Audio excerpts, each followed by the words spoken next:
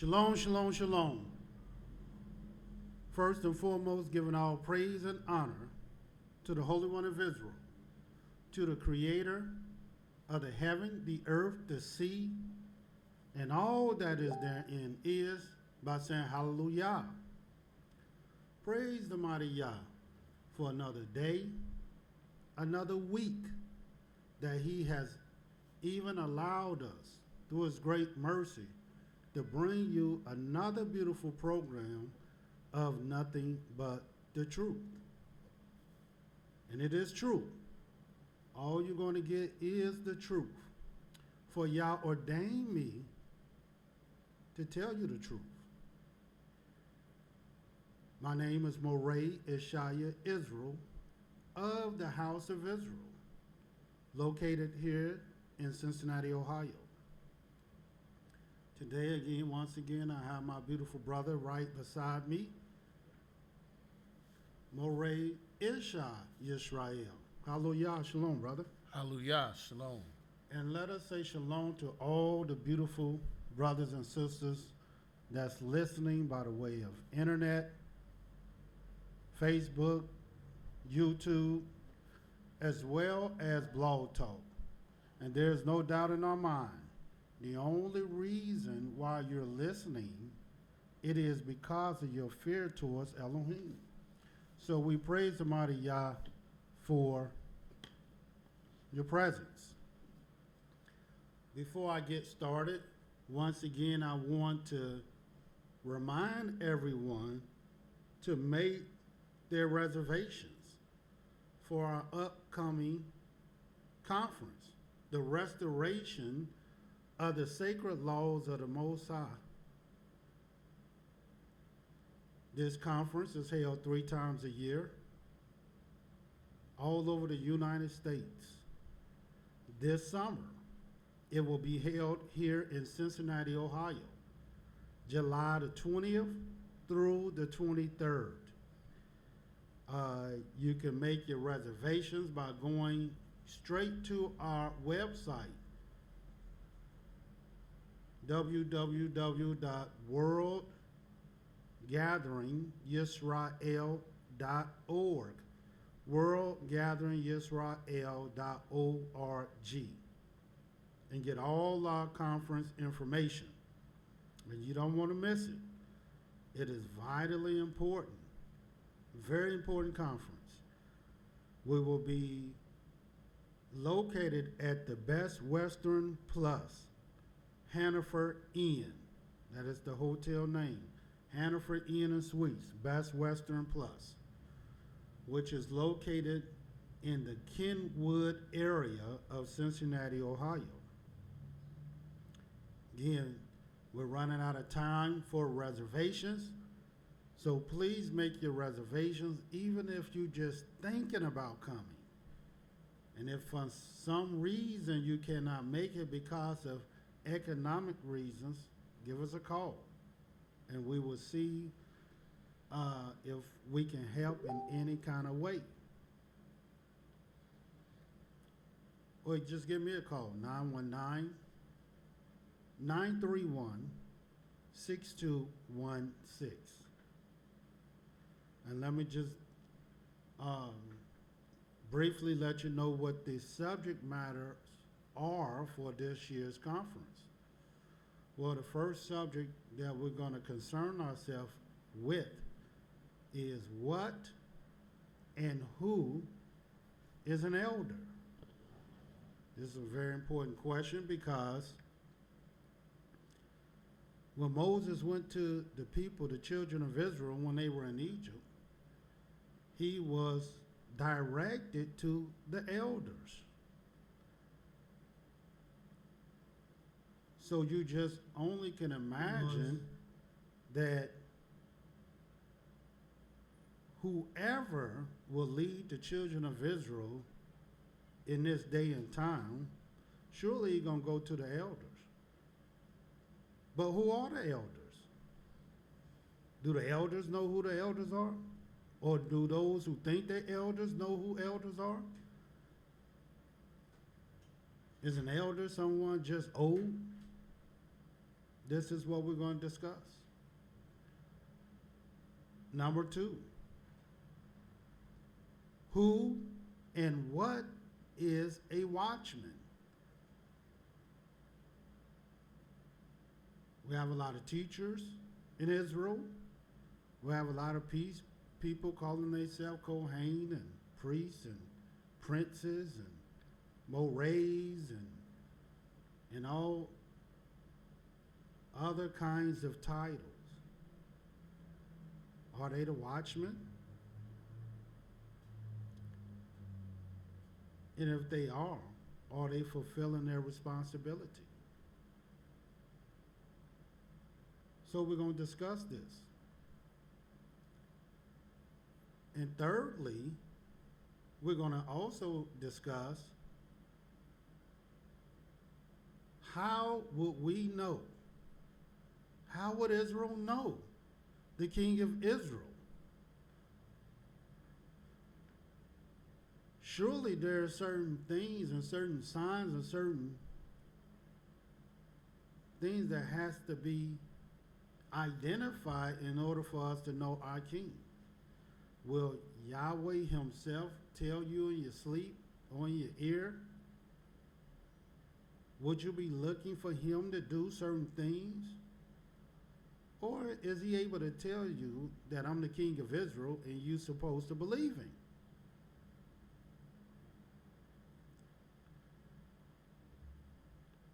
So we're going to discuss, how do we know the king of Israel? And of course, we want to also know this. And you'll read it in the book of Isaiah, the 42nd chapter. And let us turn there so you can see the vast amount of discussions that we will have. And they all are relevant. Matter of fact, they all are relevant, very relevant for the last days.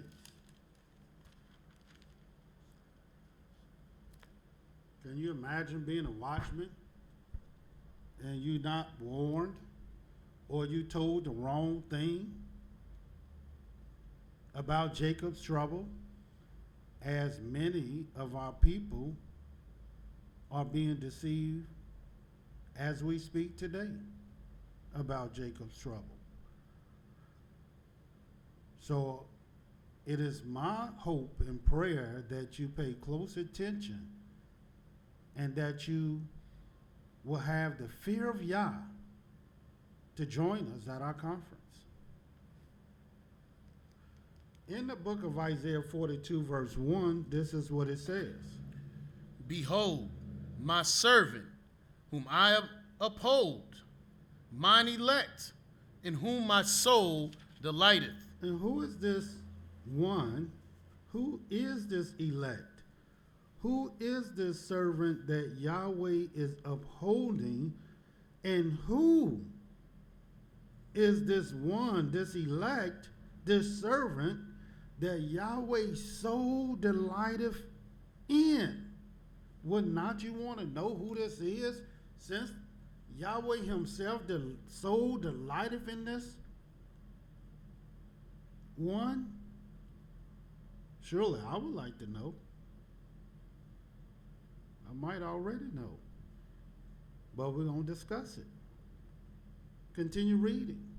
I have put my spirit upon him. We know he's going to have the spirit of the Most High, because Yahweh said he delight in this soul so much that he's going to put his spirit in him. He shall bring forth judgment to the Gentiles. Yes, he's going to bring judgment to the Gentiles. And if you don't know what a judgment is, keep listening, because we're going to discuss it. He shall not cry, nor lift up, nor cause his voice to be heard in the street. He's not like these preachers and other people where they got to protest and cry and complain to the government about what they're not getting. A bruised reed shall he not break, and the smoking flax shall he not quench. So he don't have to get out there and start breaking stuff, and so he can be noticed, so he can be heard, so he can make a name for himself.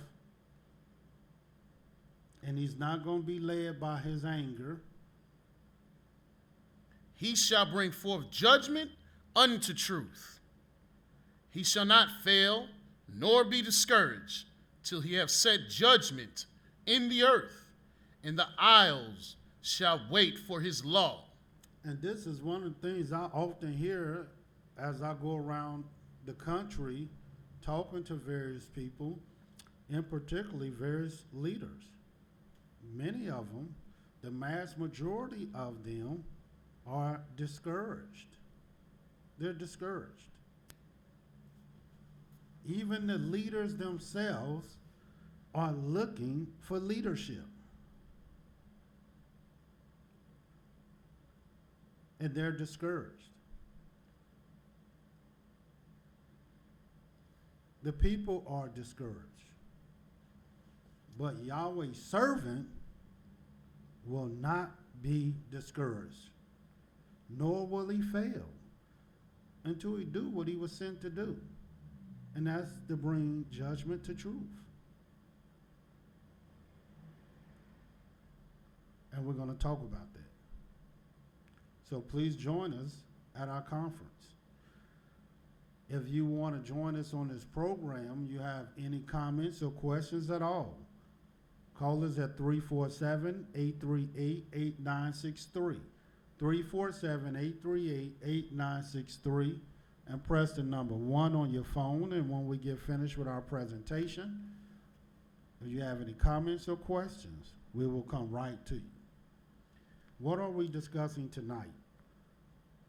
What have Yah gave us, taught us, and prepared us to teach you for? Well, tonight we're going to discuss what we've been discussing in hopes that everyone will hear the conclusion of the whole matter. Yahweh has order. And Yahweh's order is his way.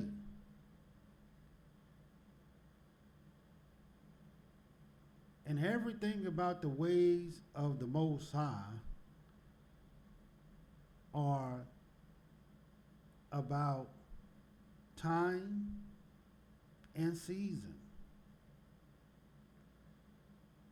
And for every time, there's a season. And for every season, there's a purpose.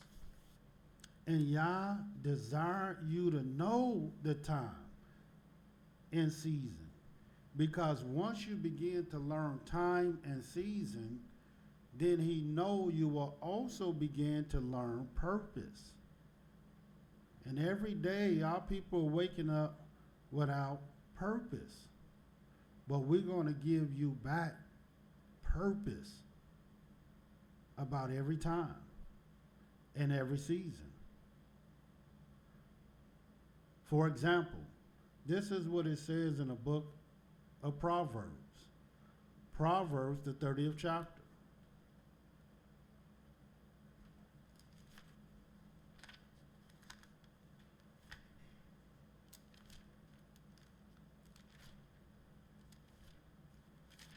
In the book of Proverbs 30, this is what it says in verse 5 and 6. Every word of Elohim is pure. He is a shield unto them that put their trust in him.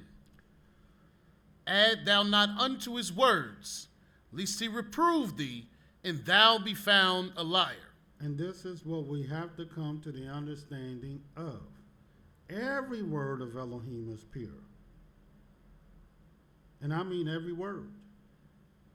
He is a shield unto them that put their trust in him. And we're going to teach you how to trust the Most High rather than trust yourself, rather than to trust your own heart, rather than to trust your own wisdom, your own understanding, rather than to trust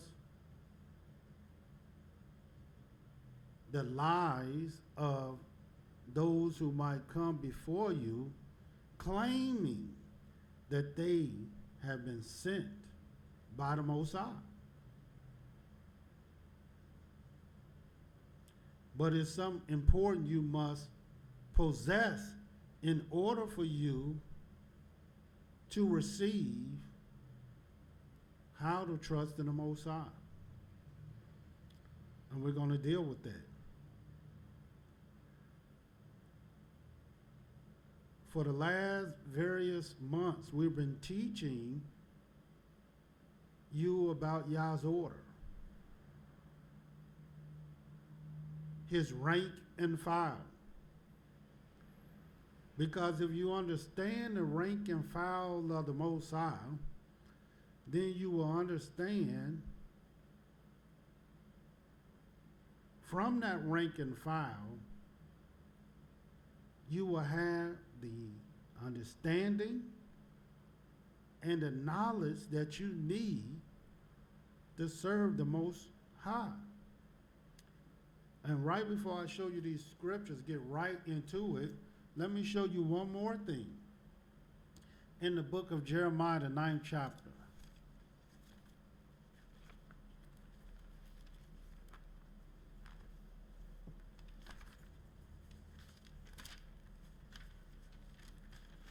Because what we're really teaching you is the conclusion of the whole matter.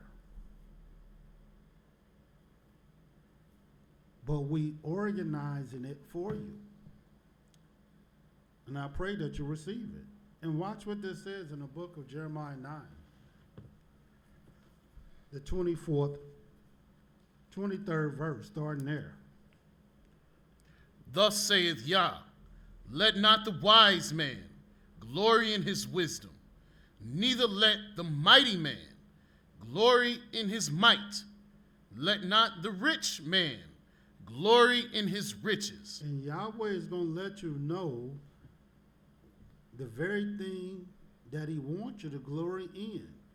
As a matter of fact, there is nothing that Yahweh wants you to glory in above or beside what he's about to tell you. And watch what he said. But let him that glorieth glory in this, that he understandeth and knoweth me. See, you got to understand and you got to know the Most High. You have to do that. If you desire to be a part of his remnant. And we're going to show you how that look. And we're going to show you in what order you should receive it. And what do it say? That he understandeth and knoweth me, that I am Yah, which exercise loving kindness, judgment, and righteousness in the earth. For in these things I delight, saith Yah. See, these are the things that Yahweh delight in. So if he delight in these things, then there are certain things you're going to have to know so you can exercise the very thing that he exercised. And that is loving kindness, and that is judgment, as well as righteousness in the earth. And watch this. I just want you to see the ways of the Most High. And we're going to start reading in the book of 2 Samuel, the 23rd chapter. Again, what are we discussing tonight? What are we bringing forth to you that you might understand? Well, we teaching you the ways of the Most High. And we putting it in an order so you can really learn how to exercise the ways of Yah. His ways is found in everything. And no matter what we read to you and where we turn to you at, it's going to highlight and demonstrate his way. This is why the Almighty often tell our people, don't turn to the right hand or to the left. Because if you do, you're going to find yourself out of the way of Yah. And let me show you his way. In the book of 2 Samuel, the 23rd chapter, watch what it says. And we're going to start reading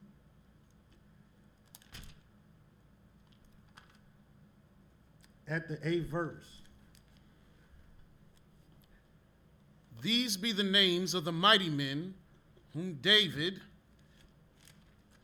had. The Tachmonite that sat in the seat, chief among the captains. The same was Adino, the Eznite. He lift up his spear against 800, whom he slew at one time. Now listen to this. Here David had a servant of his, one of his chief men, chief of all his men. And this man who was a Tachmonite, chief of his men, chief of his captains, whose name was Adino, the Eznite. He lifted up his spear against 800 men, whom he slew at one time. This is a man. Now imagine you got 800 men coming against you, and you slew them at one time, at the same time. One man. What was he on? What did he possess? And what does this mean? Well, like I've been telling you, like I've been teaching you, the ways of Yah, how Yah ordered everything. Because this man was the chief. This man was the first of David captains. He possessed something that all of us should attempt to possess in every way. How can a man, one man, kill 800 people at one time? I can see if he took something and made the columns move and they was all under the roof like Samson, and then the roof fall on their head. See, I can understand that. I can understand throwing a grenade in the crowd and they all get blown up. I can understand that. I can even understand if a man had a machine gun with 1,000 bullets in it and then kill 800. I can understand that. But how can a man with one sword kill 800 men at one time?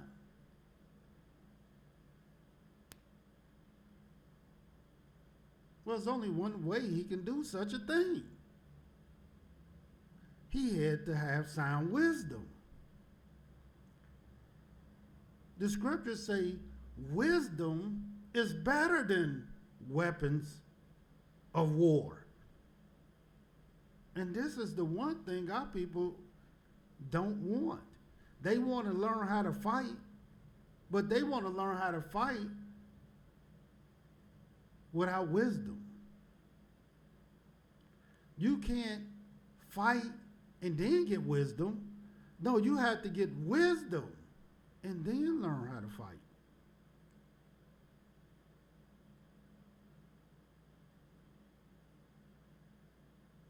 This is what the chief man was able to do under David. Now you can see why David loved these men, because he knew Yah was with these men. Watch this second one.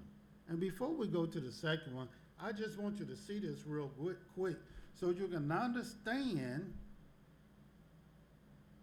Well, let's get to the second one. Then I'll show y'all about this wisdom. Watch this. Continue reading.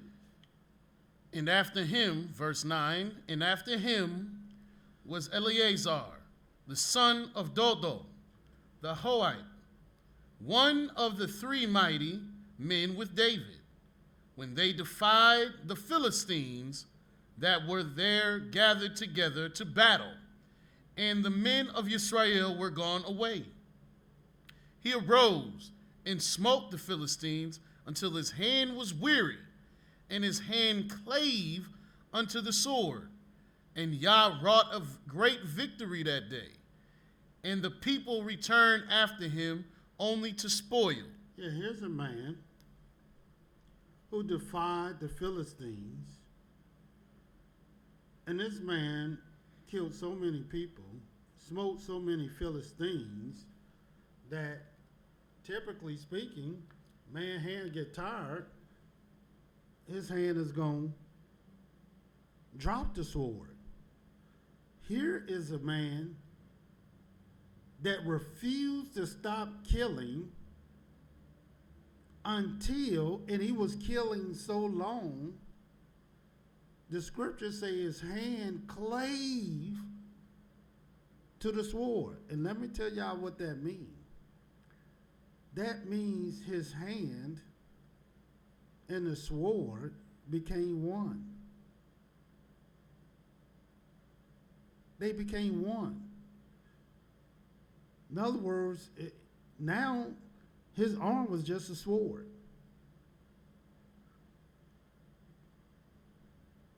And why is that relevant?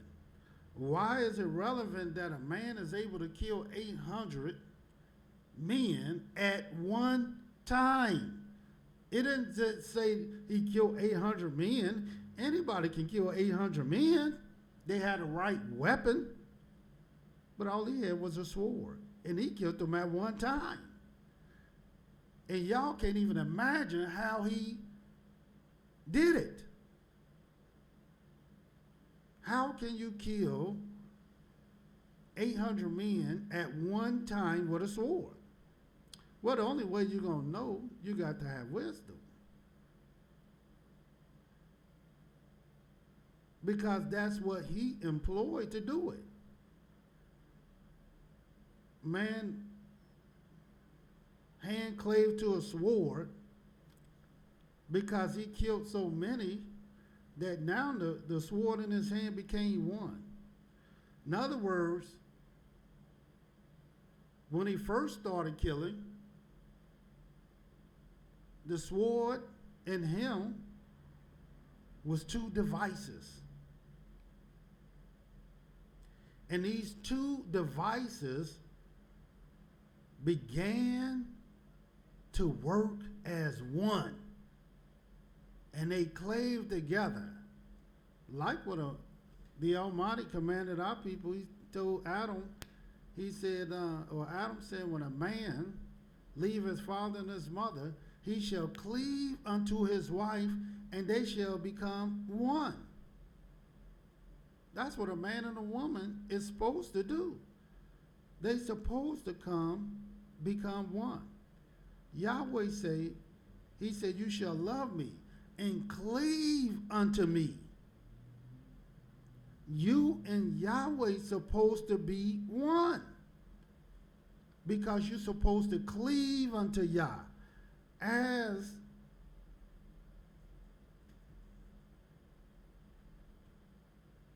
this man cleaved unto the sword, and they became one. These two became one. And why is that relevant? I just want you to see something. Go to the book of Job real quick. just so you can see what I'm trying to tell you and what I'm trying to teach you.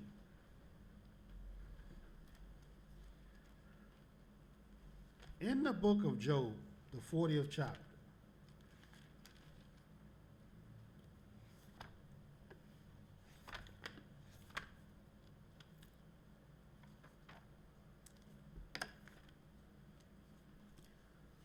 this was a time where the Almighty was reproving Job. And this is what he said to Job. In Job 40, starting at verse 6. Watch what it says. Then answered Yahweh unto Job out of the whirlwind and said, Gird up thy loins now like a man. I will demand of thee, and declare thou unto me. Will you also disannul my judgment? Will you condemn me, that thou mayest be righteous? Hast thou an arm like Elohim, or can thou thunder with a voice like him? Deck thyself now with majesty and excellency, and array thyself with glory and beauty. Cast abroad the rage of thy wrath, and behold everyone that is proud, and abase him. Look on everyone that is proud, and bring him low, and tread down the wicked in their place. Hide them in the dust together, and bind their faces in secret. Then will I also confess unto thee that thine own right hand can save thee. Yeah, see, when you an Elohim, when you're the Most High, that's why the Creator said, I kill, and I make alive, and there's none that can deliver out of my hand. And this is what the Almighty is telling Job. Look, if you can bring the proud and the wicked low and hide them in the dust as I do, then I confess unto you. But Job knew he couldn't do such a thing, because no man can do such a thing. If Yah wants you to live, you shall live. But if Yah wants you to die, you're going to die. And watch what the Creator says to further admonish Job.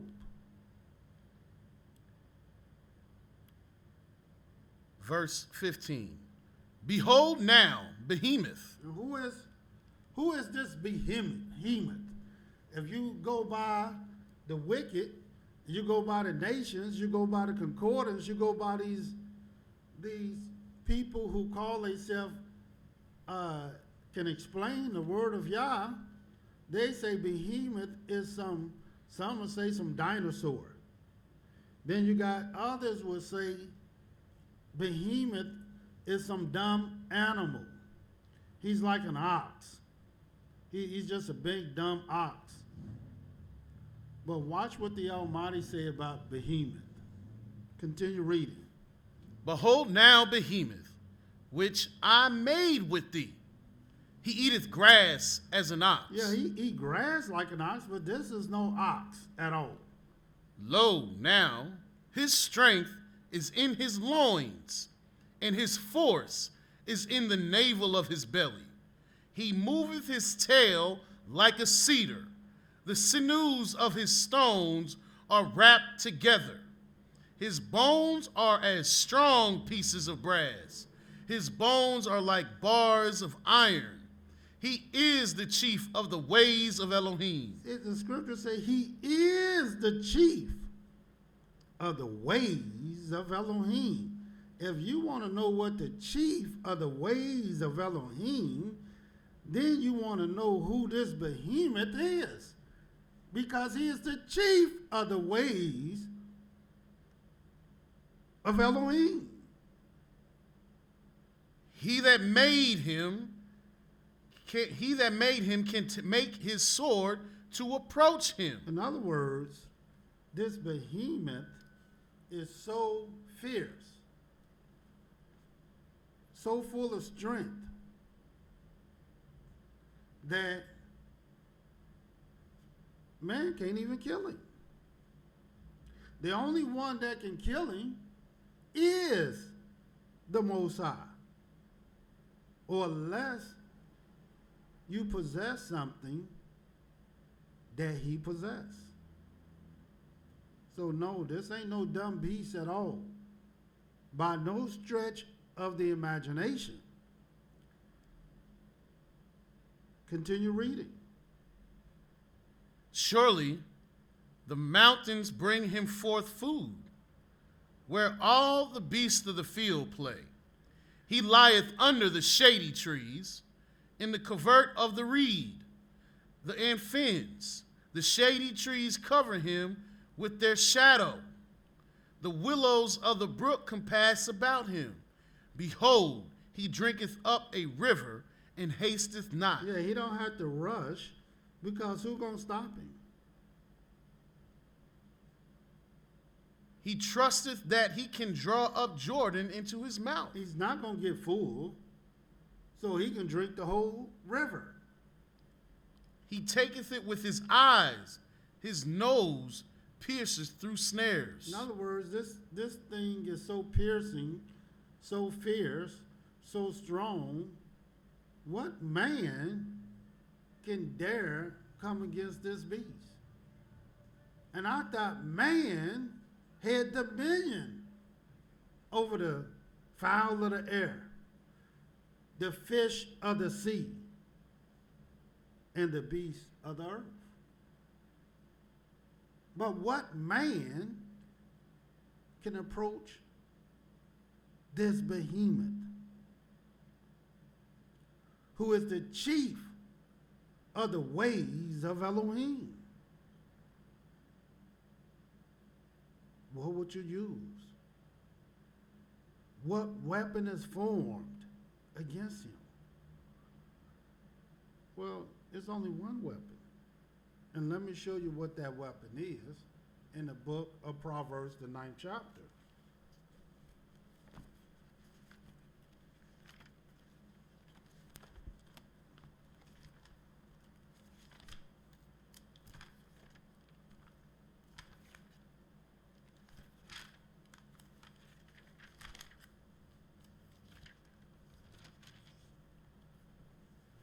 In the book of Proverbs, the 9th chapter, the very first verse says what? Wisdom hath built her house. She's built her house. She hath hewn out her 7 pillars. That's why the scripture said, wise woman builded her house, but the foolish plucked it down with her hands. Scripture says through wisdom is a house built, but by understanding it is established. So wisdom have built her house. She have hewn out her 7 pillars. She hath killed her beast. She hath mingled her wine.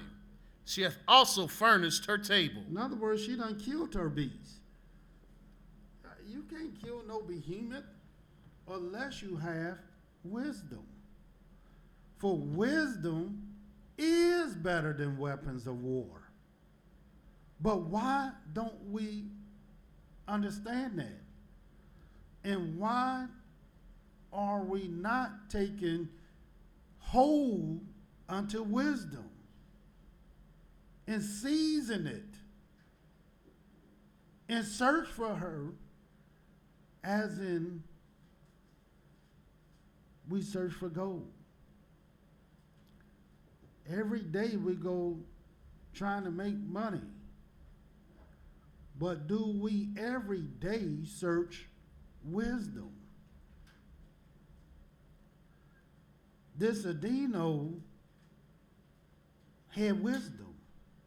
He killed 800 men at one time. One time. This Eleazar killed until the sword clave unto his hand. Where they was 2, they became 1. But let us turn back, because I want you to understand what wisdom and understanding and knowledge will do. And you're going to see how Yah order everything, because what's after knowledge? Watch this in the book of 2 Samuel 23.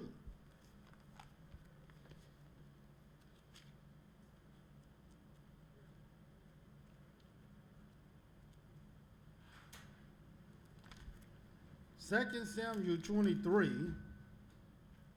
we're going to continue reading at the 11th verse. And after him was Shammah. In this order, this is not ordered by man. I know it looked like David put this order together, but did you not know the scripture says Yahweh ordered the steps of the righteous? Because Yahweh desire order. And the reason why, because the order is going to teach you his ways. Continue reading. And after him was Shammah, the son of Hagee, the Harite. And the Philistines were gathered together into a troop, where was a piece of ground full of lentils. And you notice this is the third chief. And what did Yah do on the third day? Did not he make the earth? Did not he make the grass? Did not he make the trees and the herbs of the field? And here it is, the third chief. We see the second chief, him and his sword became one. The two became one. Because there is nothing, absolutely nothing. Yahweh said, let every matter be established by how many witnesses? 2 or more witnesses. Why did Adino, why was he able to kill 800 people at how many times? One time. Because he was first. He was the chiefest of all. And here we got the third chief, and watch what he did. But he stood, I'll read verse 11 again. And after him was Shammah, the son of Hagee, the Harite. And the Philistines were gathered together into a troop, where was a piece of ground full of lentils. And the people fled from the Philistines. But he stood in the midst of the ground and defended it, and slew the Philistines. And Yah wrought a great victory. Yeah, all he did was protected a hole full of lentils for the people. And he was able to do it. Why? Because he had knowledge. Why? Because obviously he had understanding. And why? Because he had the main thing that Yahweh said we should get. And that's wisdom. And you can't have understanding nor knowledge without wisdom.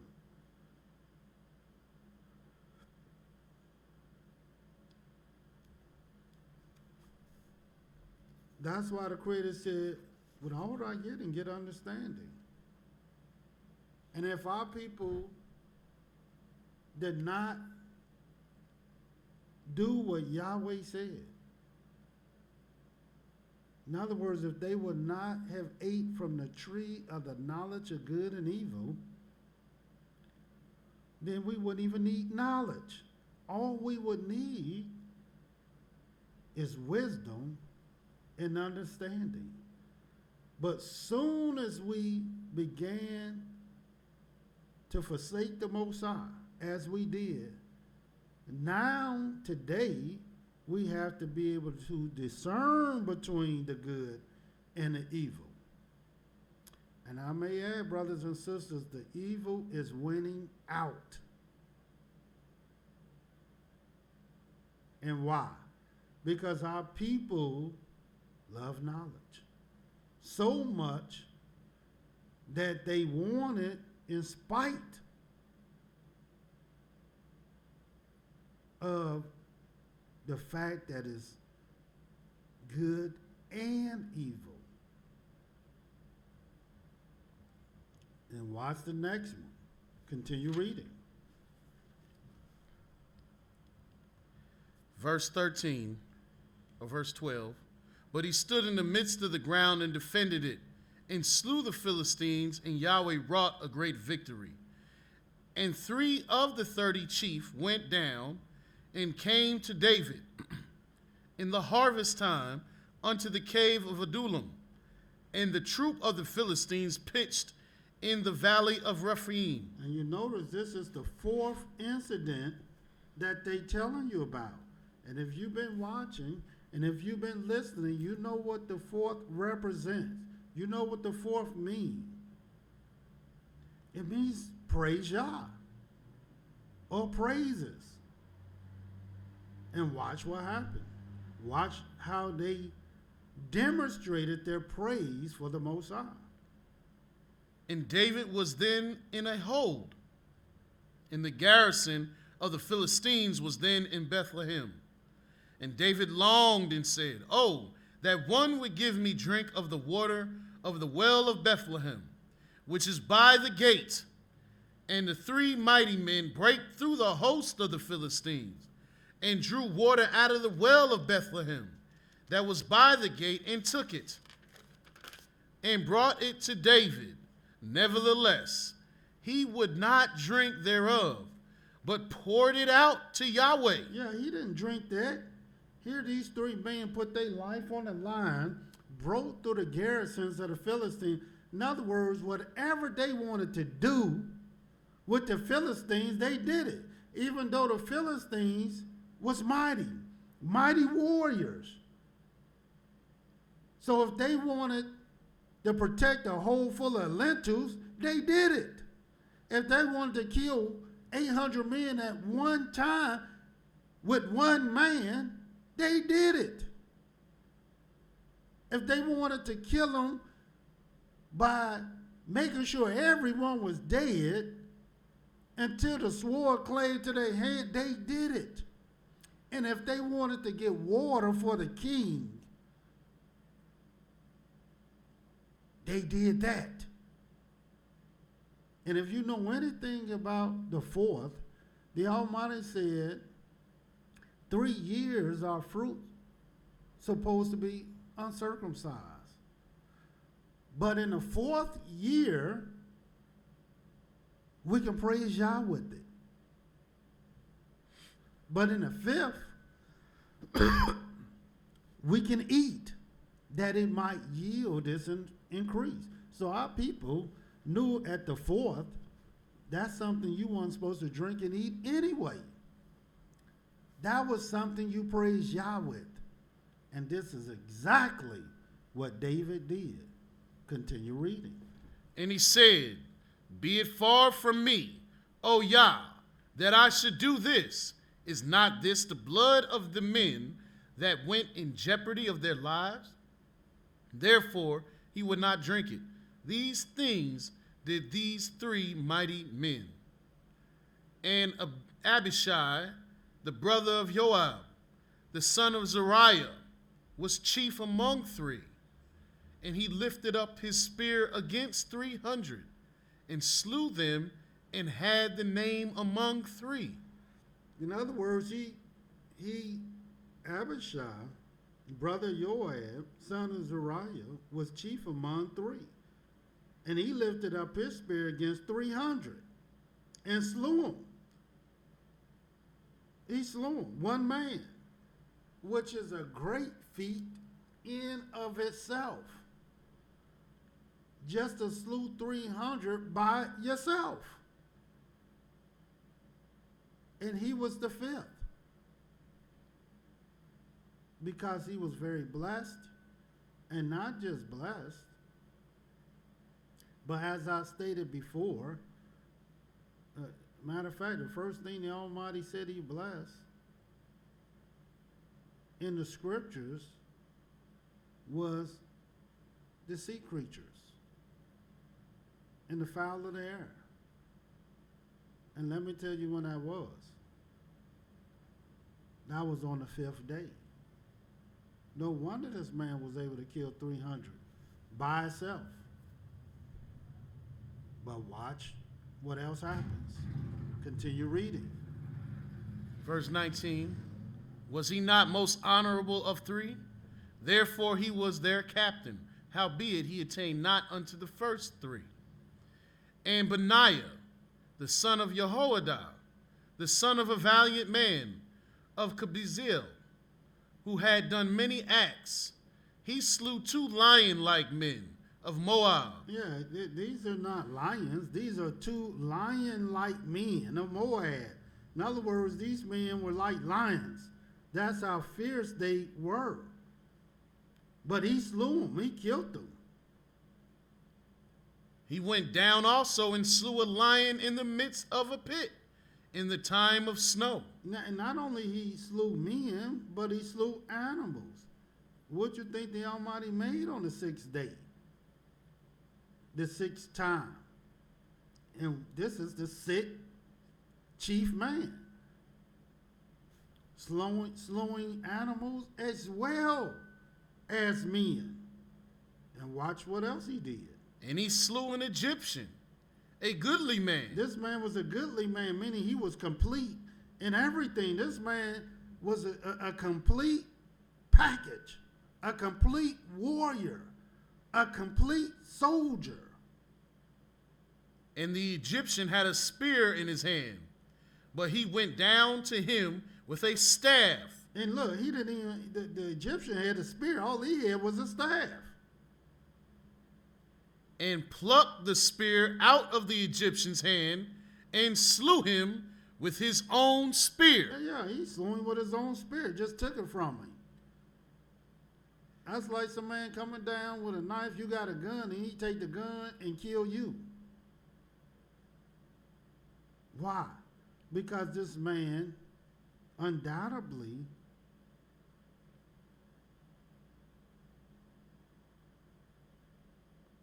was the 6th chief man, and the Almighty said that's the time where he blessed man and beast. And he slew both. Continue reading. These things did Benaiah, the son of Jehoiada, and had the name among 3 mighty men. He was more honorable than the 30, but he attained not to the first 3. And David set him over his guard. In other words, these men were great, but the first 3 was unbelievable. Now, why was the first 3 so great? And why was the first 3 above everyone? And nobody could attain unto the first 3, because the first 3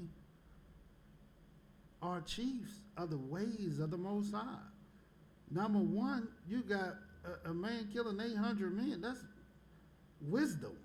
You got a man that was killed so many people the sword clave unto his hand. The Almighty said the sword is one of his judgments that he will bring upon the earth.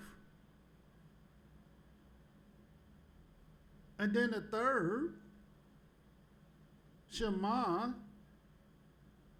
was able to protect some lentils, food, hole in the ground, and everybody trying to get to him, get to the food, so they can make the people starve, and couldn't do it because of one man.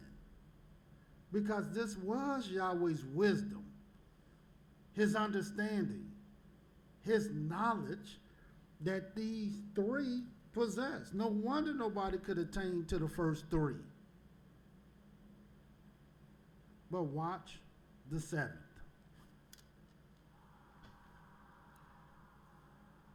Ahaziel, the brother of Joab, was one of the 30.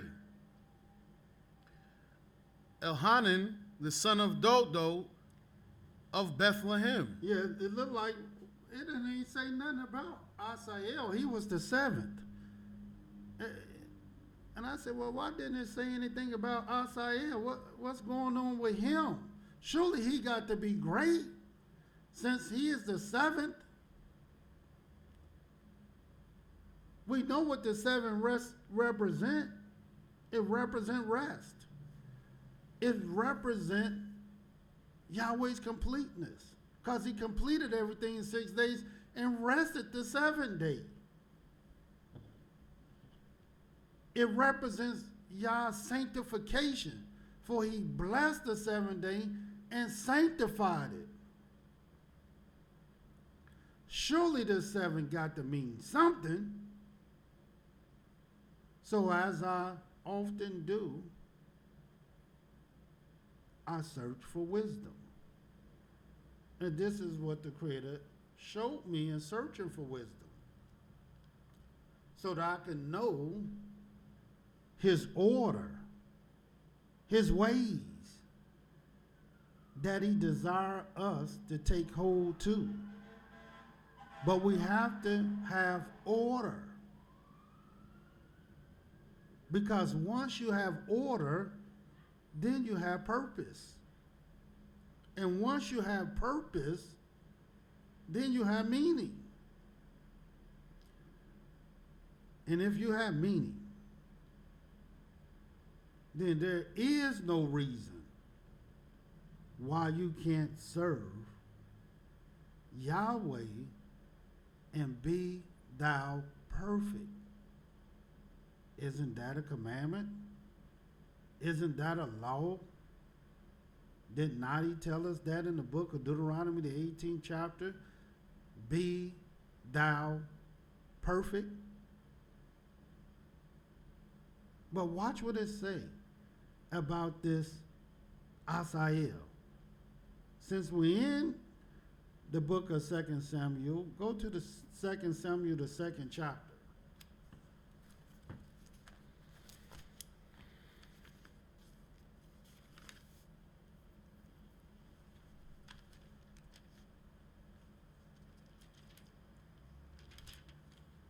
And start reading at the 18th verse.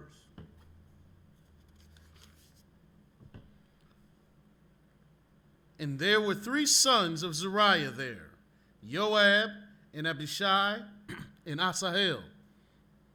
And Asahel was as light of foot as a wild roe. Yeah, this is how they describe Asael. He was as light foot as a wild roe.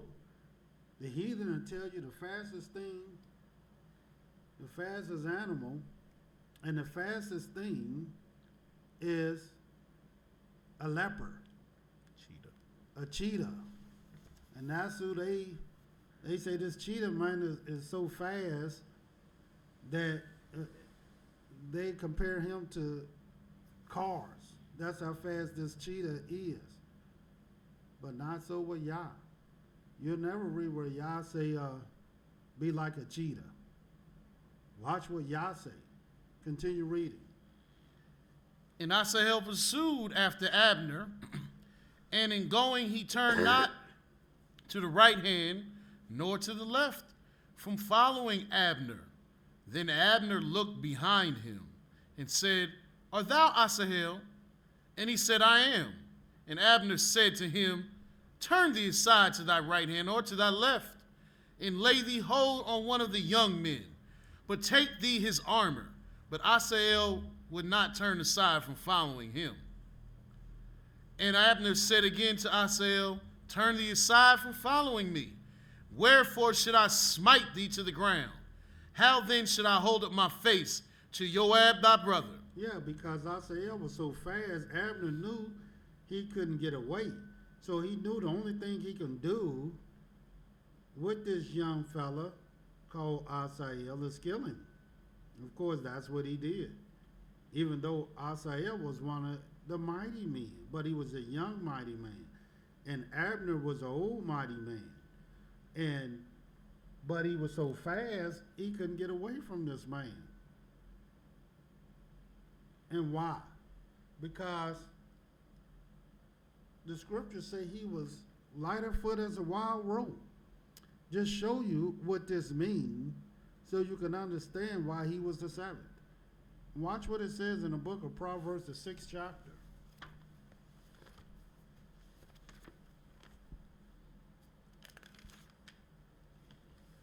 In the book of Proverbs, the 6th chapter, watch what it says in the 5th verse. Deliver thyself as a roe from the hand of the hunter. Yeah, it says, deliver thyself as a roe from the hand of the hunter. And as a bird from the hand of the fowler. And as a bird from the hand of the fowler. In other words, anytime the scripture talking about delivering yourself, it will go right to this roe. Because undoubtedly this roe was very fast and very skilled in protecting his life. So skilled, the scripture teaches us this is how one should deliver themselves. Watch in the book of Isaiah, the 13th chapter. Because you're going to understand it in these last days. You don't understand nothing. You want to understand this. Because this is about your life. This is how you deliver yourself, because this is about your life. In the book of Isaiah, the 13th chapter, starting at the 13th verse, watch what it says. Therefore I will shake the heavens, and the earth shall remove out of her place in the wrath of YisraEL of hosts, and in the day of his fierce anger. And yeah, in other words, Yah said he's going to shake the heavens, and the earth shall remove out of her place. In the wrath of YisraEL of hosts, in the day of his fierce anger. And it shall be as the chaste roe. And it shall be as the chaste roe.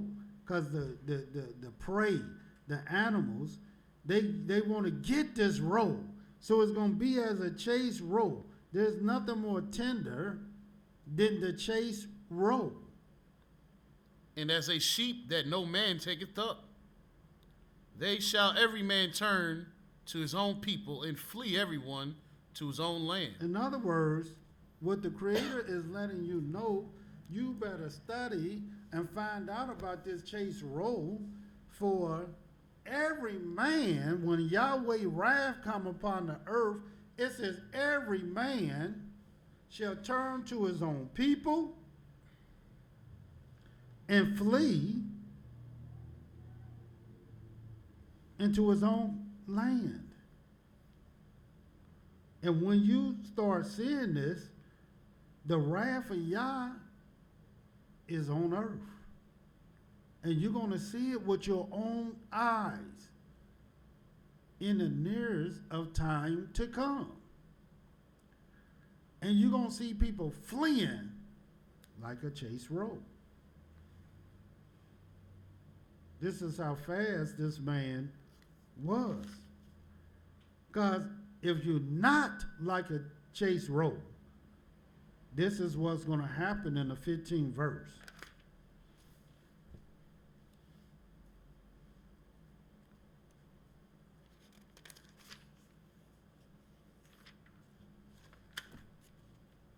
Everyone that is found shall be thrust through, and everyone that is joined unto them shall fall by the sword. Yeah, everyone that is found shall be thrust through.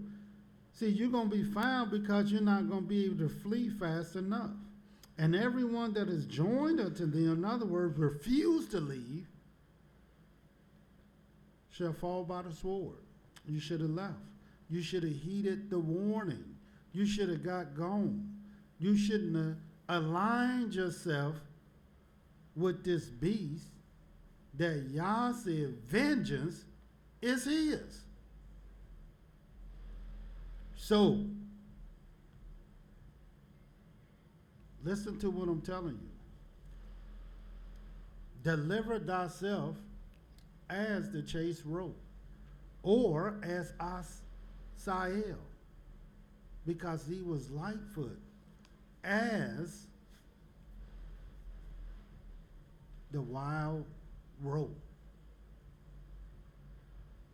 And what are we bringing to you tonight? What are we telling you? What is the purpose behind all this that we're telling you? It don't matter what you read in the scriptures. You have to know the ways of Yah. You have to know the order of his ways. Because once you know his ways, once you know the order, then you can begin, and not just his order, but his rank and file. How these things rank from 1 to 7. That's all you got is 1 to 7. Because as soon as you start getting to 8, 9, 10, 11, 12, 13, 14, all this doing is repeating. 15, 16, 17, 18, 19, 20, 21, all this doing is repeating. 22, 23, 24, 25, 26, 27, 28, 29. All it's doing is repeating. And you know his order. Last scripture, and I'm going to go to my beautiful brothers and sisters. Please, if you have any comments or questions, call us. 347-838-8963 and hit the number 1 on your phone. Just this last scripture in the book of Deuteronomy, the 10th chapter.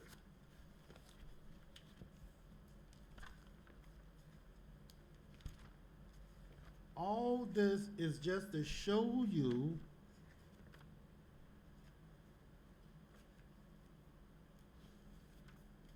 the ways of the Most High.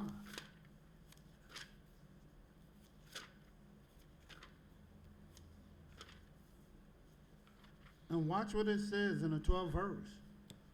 Now, YisraEL, what does Yahweh thy Elohim require of thee?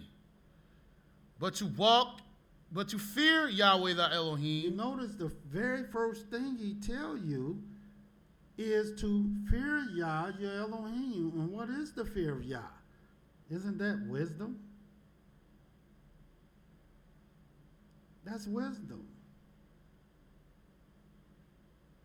And then the very next thing it tells you to do is what? To walk in all his ways. How many of his ways? All his ways. And why is that number 2? And how can you walk in his ways and you don't even know his ways? And the reason why it's number 2 is because you cannot walk in all the ways of the Most High without having understanding. That's why the scriptures say wisdom is the principal thing, but with all thy getting, get understanding. You cannot walk in his ways. To walk in his ways means to do it. You just can't walk by just sitting. You can't walk by looking. You got to walk by doing. That's why the scripture says, and understanding is to depart from evil. In other words, that's something you have to do.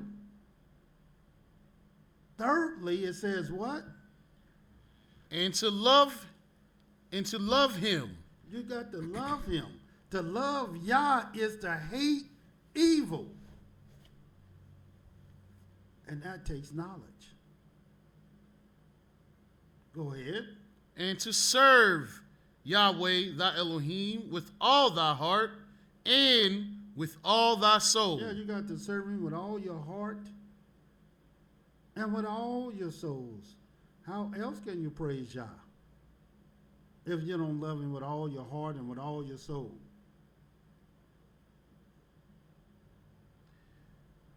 To keep the commandments of Yahweh and his statutes, which I command thee this day for thy good. Don't you see? You don't see Yah's order. You don't see his ways. This is what we're trying to bring to you. And once you begin to learn it, and once you begin to see it, then we know you have wisdom. And once you begin to do it, then we know you will depart from evil because you have understanding. When you read about these men, you think you're reading about superheroes. But little do our people know, we all can be superheroes. Because we are the servants of Yah. All we have to do is trust in him and keep all his ways. This is what we're bringing to you. Give us a call and we will talk about these things. Anyone? Abraham? And I may add, Abraham is working our boards today, and he wants everyone to know he brings to you shalom also. These are the ways of Yah. Yah said Behemoth is chief of his ways.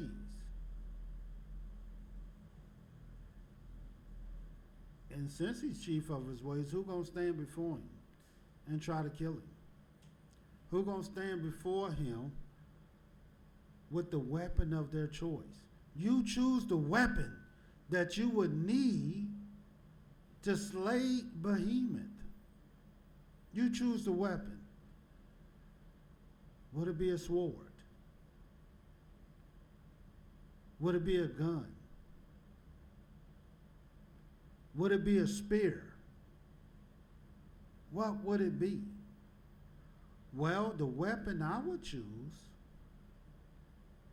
is wisdom. Give me wisdom.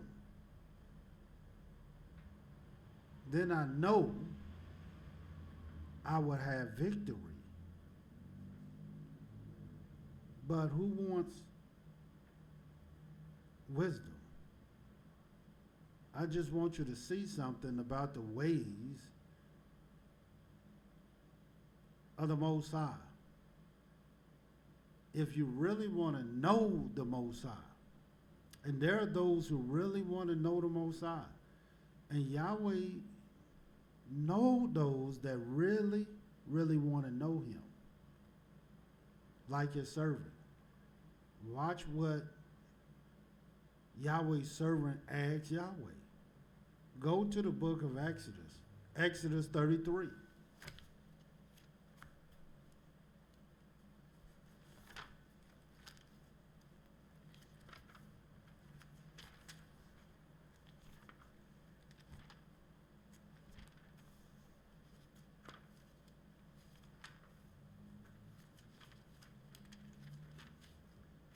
You ask the average man, well, what can I give you?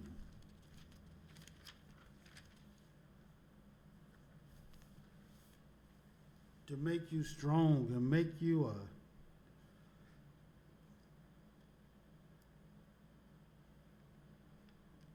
a weapon of war. One man might say, I want to learn just, what's them, jiu-jitsu. Another man said, I want to know judo. I want to know karate. I want to know how to flip in the air and kick and touch somebody, touch a part of their body where they fall out like the angel did to Jacob. Just touch the hollow of his thigh.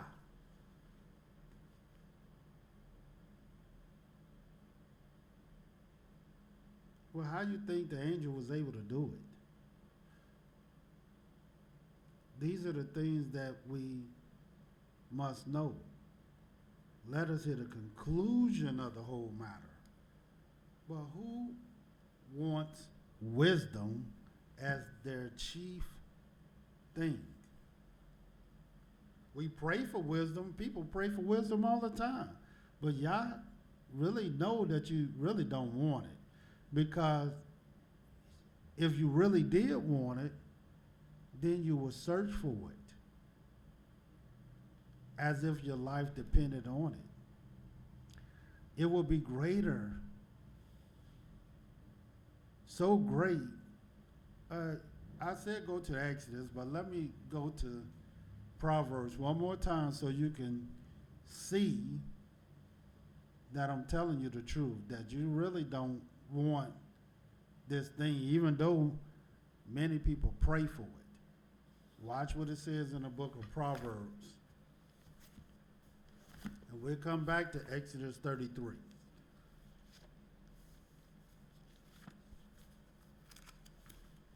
Proverbs, the 8th chapter.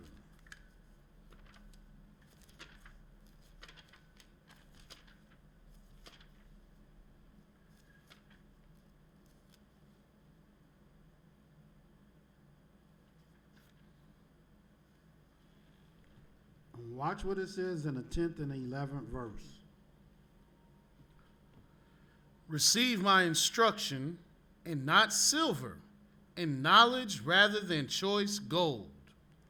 For wisdom is better than rubies, and all the things that may be desired are not to be compared to it. In other words, anything that you desire, and a lot of people desire a husband, a lot of people desire money, a lot of people desire life, a lot of people desire to be healed.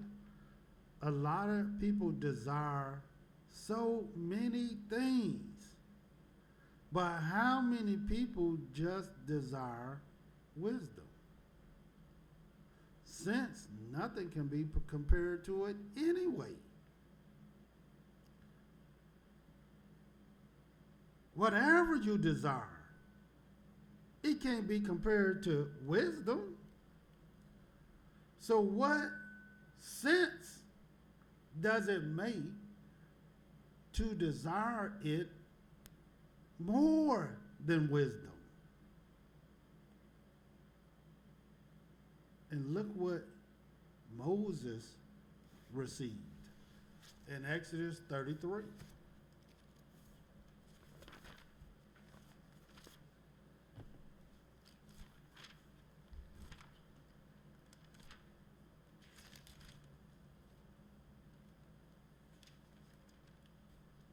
In the book of Exodus 33,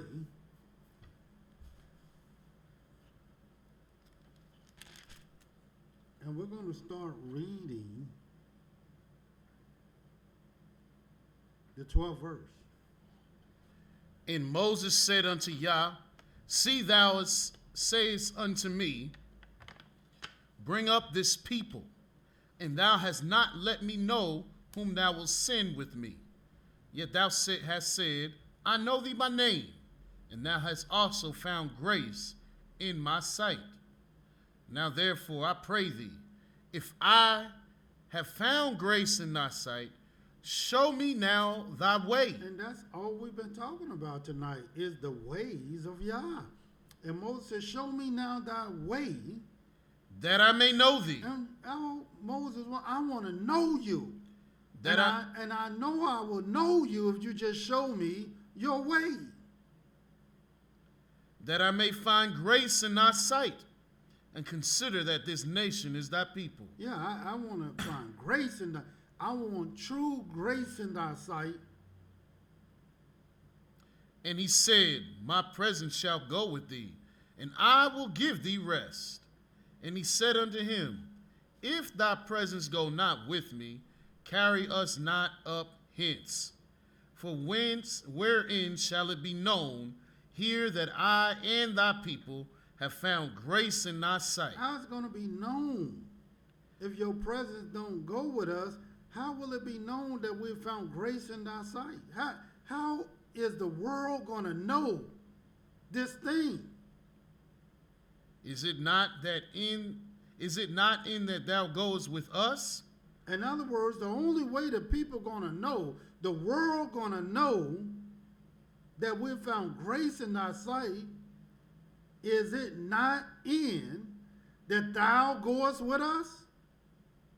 So shall we be separated, I and thy people, from all the people that are upon the face of the earth. Because if your presence go with us, then we're going to know. Then the world is going to know that we are separated from all the people that are on the face of the earth. 90 seconds. And Yah said unto Moshe, I will do this thing, also that thou hast spoken, for thou hast found grace in my sight, and I know thee by name. And so Yahweh said, I'm going to do what you asked me to do, because truly you found grace in my sight. And he said, I beseech thee, show me thy glory. He said, show me thy glory. And why 60 seconds. His glory? Because his glory contained everything about the Most High. But who would dare ask for that? And watch what happens. And he said, I will make all my goodness pass before thee, and I will proclaim the name of Yah before thee, and will be gracious to whom I will be gracious, and will show mercy on whom I will show mercy. Why? Because all his goodness is contained in his glory. That's where his goodness is. And that's what Moses want to see. And watch what it says. And he 10 said, seconds. Thou cannot see my face, for there shall no man see me and live. Yeah, because my goodness, my glory, my grace, my mercy is so good. For goodness sake, you will die if you see my face. Where you think my goodness come from? Where you think my glory come from?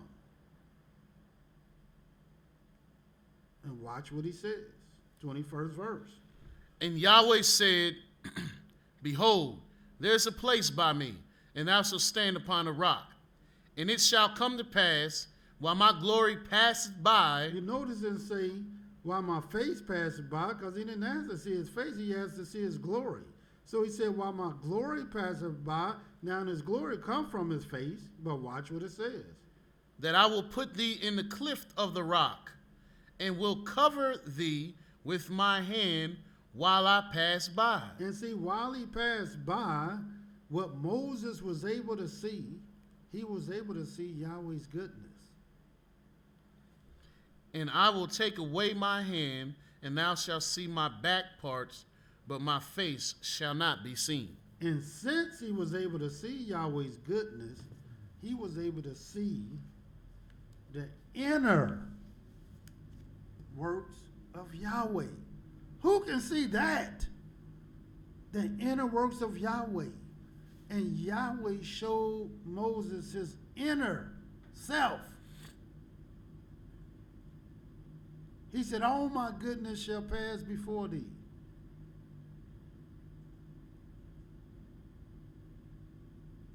And what is this goodness? What is this thing that Moses seen? Well, Moses seen the very thing that you and I better hope to see.